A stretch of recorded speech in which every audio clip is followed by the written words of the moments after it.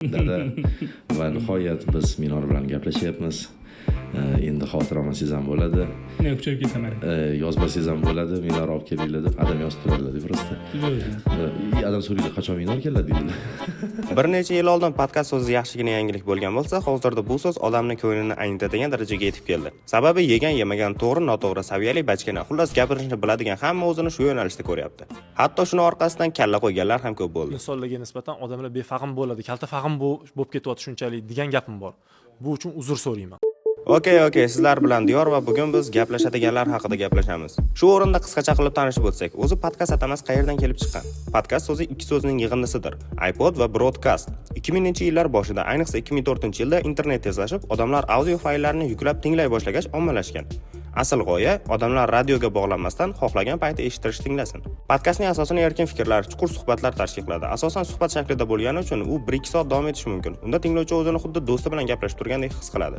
Nimaga bu yo'nalish bizda ommalashib ketish sababini topgandekmi? Oddiy qarasak, buni ham ildizi g'iybat-ku. Siyosatdan tortib o'lib ketgan odamlargacha tinch qo'yishmaydi. Ba'zida yoshlarni hozirgi xatti-harakatini ko'rib turibman, shular uchun jang qilganmidim deb o'ylab qolaman.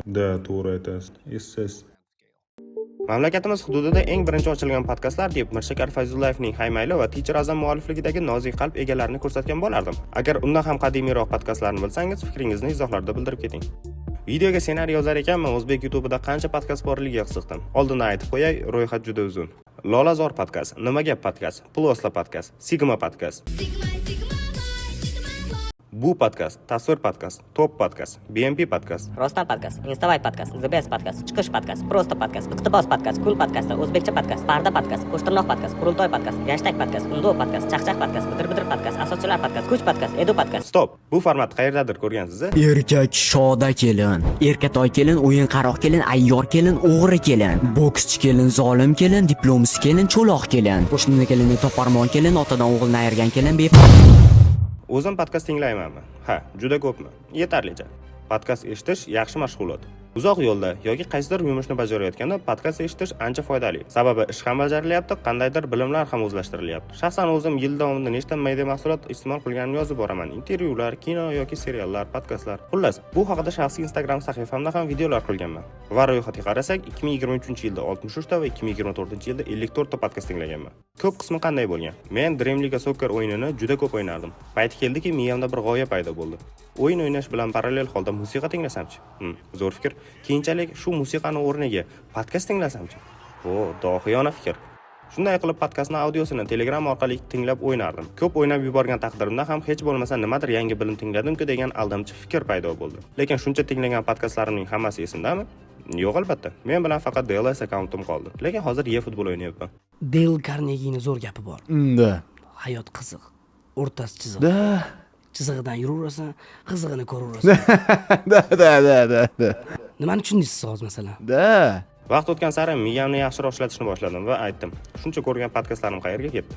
Va shu paytda men Jon Millerning Savollar ortidagi savollar kitobidan yagona kerakli bandni o'qib oldim.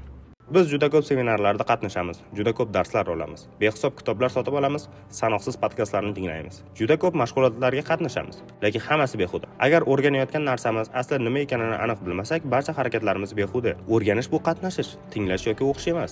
Bu shunchaki bilim olish ham emas.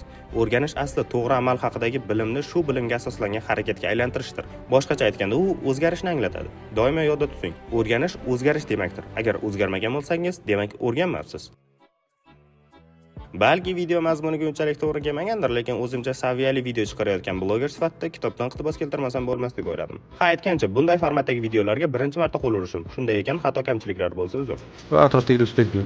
Shunda Jack Nicholson shunaqa gap aytadiki, mana shu gap mani butun hayotimni yaxshi tomonga o'zgartirib yuborgan va hayotiy shiorimga, asosiy shiorimga aylangan. Bu shunday degan. At least I've tried. Tarjimasi, men hech bo'lmasam harakat qilib ko'rdim-ku. Shuning uchun qiyin yashash, to'g'ri va halol. Lekin harakat qilish kerak. Yetarlicha podkast ko'rgan odam sifatida sizga bir tavsiya bermoqchiman. Podkastda qanday fikr mulohaza ketgan taqdirda ham o'z pozitsiyangizni yo'qotmang. Sababi kimdir nimadir g'oya gapirsa, unga teskari bo'lgan g'oyalar ham albatta bo'ladi. Bunga juda ko'p misollarim bor edi, lekin ularni qidirib topishga erindim. Orada bir Rossiyaga ishlagani ham ketgan edim, 2017lardamikan. Konstant ko'rmisiz shu? Konstant ko'rganmiz? Nimaga ko'rishim kerak? Men hech narsa yomon gap gapirganim yo'q, kстати. Ko'rganim yo'q men uni. Javob berdimmi? Birinchi borganimda Tyumenga borganman, ikkinchi borganimda Moskvaga borganman. Demak, Greenni taniysiz. U ham shu yerda edi, по-моему, Rossiyada yuradi. Xo'p, короче. Xo'p, yaxshi so'z. Xo'p, yaxshi so'z. O'shanda ko'proq pauza bo'lgan, 6 oygami, 7 oyga. Chunki u yoqda tinmasdan ish qilganman. Yozishga sharoit bo'lmagan, vaziyat bo'lmagan, xohish ham bo'lmagan deymizmi? Men heyt qiladigan eng rasvo podkast Atlas Pijjakdagi tarixchi va ikkita tipi aqlli feminist o'rtasida bo'lgan. Sababini bilmayman, shunchaki yoqtirmayman shu bilan. To'g'risi, hammasi yig'ilib podkast qilamiz. Bitta o'zi o'tiribdi, bu yoqda odam chaqirgan, xuddi shunaqa fikrlaydigan yana bitta odam. Men mana bunaqa hisoblayman, men ham shunaqa deb o'ylayman, men ham shunaqa. Voy, biz shunaqa aqlli, sen ham aqlli, men ham aqlli. Hammamiz aqlli, voy. Endi minorga kelsak. Nimaga uni rasmini posterga qo'ydim? Nimaga u haqidagi gaplar bilan videoni boshladim? Sababi oddiy. Kanalim shu paytgacha yiqqan prosmotrlarning hammasi minor uchun. Shuncha playlistlar, layrik videolar, obunachilar meni ijodim uchun emas, aynan minorning muxlisi bo'lgani uchungina menga obuna bo'lishgan. Bilamizki, agar minorning qo'shiqlaridan tashqariga chiqmasam, qachondir videolar uchun ideyalar tugaydi. Shuning uchun 2025-yil boshida kanal faoliyatini o'zgartirish haqida ko'p o'yladim va o'zgartirishlar haqida video opsiyaniyasida ogohlantirish berdim. Lekin bilishimcha, ko'pchilik bunga ahamiyat bermagan. Shu o'rinda yangi bir mavzu, dangasalikka duch kelamiz. E'tibor bergan bo'lsangiz, yillar sanalayotganda 2023-2024-yillar aytib o'tilgan. So'ngida esa kanal faoliyatini 2025-yil boshida o'zgartirishni aytganim bor. Hozir esa 2026-yil. Men bu ssenariyni yozayotganimda minor muxlislari nimaga podkast kommentariyalarini portlatishayotgandi. Agar videoni o'sha paytda chiqarganimda ko'rishlar soni juda zo'r bo'lardi. Lekin dangasalik bunga to'sqinlik qildi. Minor esa bu vaqtda ikkita podkastga chiqishga ulgurdi. No, mayli. Tomosha qilganingiz uchun rahmat. Keyingi video nima haqida bo'lishini xohlayapsiz? Izohlarda yozib keting. Sababi yangi videoga hali ssenariy yozganim yo'q. Shuning uchun sizning mavzuyingizdan foydalanib qolishim mumkin. Kanalga obuna bo'ling. Ko'rishguncha. Nima gap? Yana nima gap?